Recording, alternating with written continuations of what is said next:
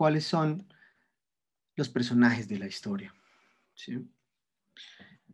Sin complicarlos demasiado, en periodismo hay como dos formas, digamos, dos géneros grandes del periodismo. Un periodismo noticioso, donde la información en caliente es el personaje, donde lo que pasó hace poco o lo que pasó de lo que no se sabía, por eso noticioso, es personaje. Es el personaje principal, es el foco de la historia. Bien. Es el foco del documento o del artículo, del texto, del video. No sé si llamarlo historia, pero definitivamente ahí hay una historia que se narra. ¿Cuál es la diferencia entonces cuando uno habla de una historia y no de una noticia, por ejemplo? Aun cuando sabemos que la noticia tiene pues una historia y vuelvo a reiterarlo. Cuando hacemos alusión generalmente a historias, nos referimos más al otro tipo de periodismo, no este periodismo informativo de la noticia, sino el periodismo más bien narrativo, más cercano a la literatura, al teatro, al cine, que se preocupa por construir imágenes, escenas, personajes. ¿Pero para qué? ¿Por qué preocuparnos tanto por el dispositivo narrativo, por el cómo o la forma? Y es que ahí un poco está, digamos, uno de los valores más grandes del periodismo y es poder enganchar, enganchar, tener narrativa e interesar a un público que esté dispuesto a leer o a escuchar. Entonces, por eso también, y del estilo, ¿no? La misma poética que surge en el escritor o en la escritora. Perfectamente entendible. Hay mucho periodista que quiso ser antes poeta o poetisa, literato, literata, cuentero, cuentera. Y se volvió más bien un contador de historias de no ficción. La ficción no fue su campo y se fue para el otro lado y empezó a pensar en historias de lo que llamamos la realidad.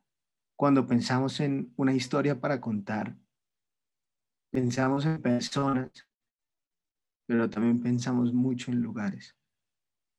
Yo creo que ese es como el gran personaje del año, después de la pandemia, y son los lugares.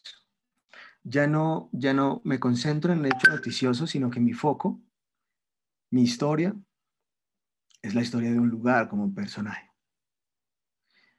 Los lugares de los encuentros, cómo eran antes, cómo han cambiado. Los lugares de los desencuentros, también cómo eran, siguen siendo. Hay otros. Y los nuevos lugares, entonces. Creo que pues está un poco en aprovechar a los aliados que tienen, ¿no?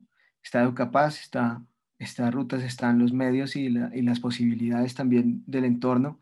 Hay otras organizaciones que tal vez sus aliados conozcan, entonces es también como un poco hacer la tarea de preguntar.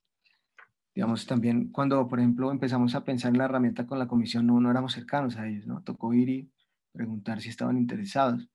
Yo creo que es más eso, como la posibilidad de buscar aliados y aliadas que un poco estén en la misma tónica.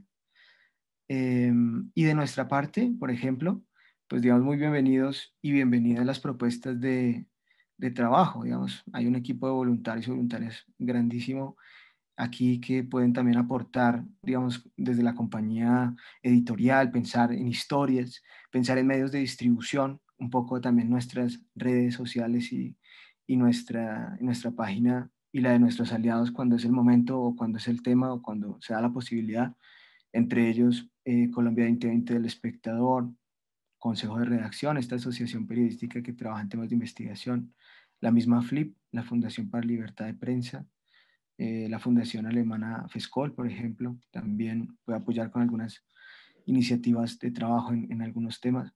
Entonces, digamos, ahí cada aliada tiene un poco sus mismas redes de aliados y aliadas y así sucesivamente.